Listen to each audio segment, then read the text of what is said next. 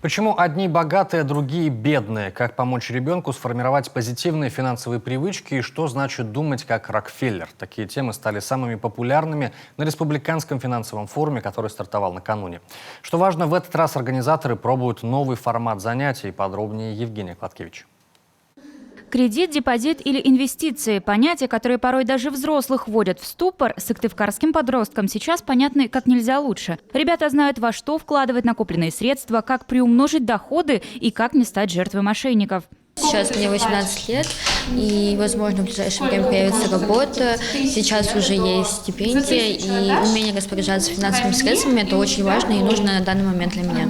Улучшить свою грамотность сюда приходят семьями. Любовь Пушкова, будучи опытной мамой, понимает, учиться грамотно распоряжаться деньгами никогда не поздно. Дети у меня участвуют, но и сама хотела, но так получилось, что один ребенок здесь выпал, да, и меня попросили поучаствовать, и вот поэтому Нет, очень хорошо. Вообще, чем больше людей будут привлекаться сюда, да, тем больше будут грамотнее и распоряжение, со своими денежками мы будем правильно обращаться. Республиканский финансовый форум проходит уже 3-й раз, и с каждым годом размах усиливается. В этом 6 дней интенсива и 20 профессиональных финансовых коучей. А еще, что немаловажно, новый онлайн-формат проведения занятий. В целях эпидбезопасности лекционные площадки переведены в дистанционный режим. Такие мероприятия, как правило, пользуются очень большой популярностью, потому что дети вовлекаются в игру, им интересно, и кроме того, они очень часто еще просят у нас провести 2-й, 3-й модуль,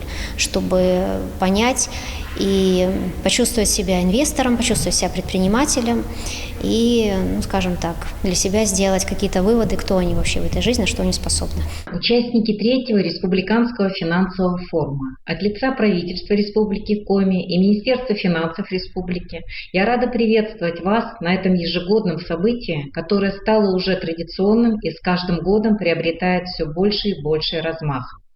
Девиз нашего форума – «Доступные финансы». Учитывая, что мы находимся в условиях пандемии коронавируса, и в этом году мы наш форум проводим в онлайн-режиме. Но это, можно сказать, открывает границы для участия на нашем форуме как жителей республики, так и жителей всей нашей страны.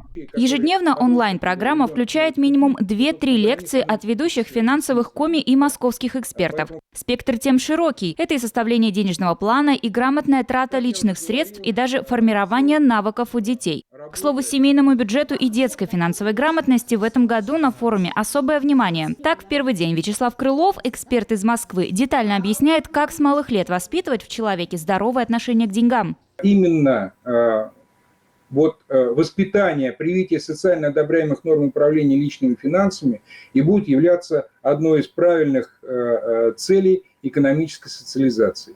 Безусловно, для этого необходимо помнить и понять, каким образом передавать поведенческие стереотипы в семье от взрослого поколения к детям. Онлайн-площадки позволили сильно расширить как количество участников, так и их географию. Только в первый день лекции посмотрели больше 300 человек из разных городов России. Есть возможность у любого жителя, даже самого отдаленного села, поучаствовать в форуме, если есть интернет. То есть подключиться. Будут выступать представители Роспотребнадзора, налоговой службы, пенсионного фонда, где они будут выступать в формате круглого стола, и в режиме онлайн можно будет им задавать вопросы.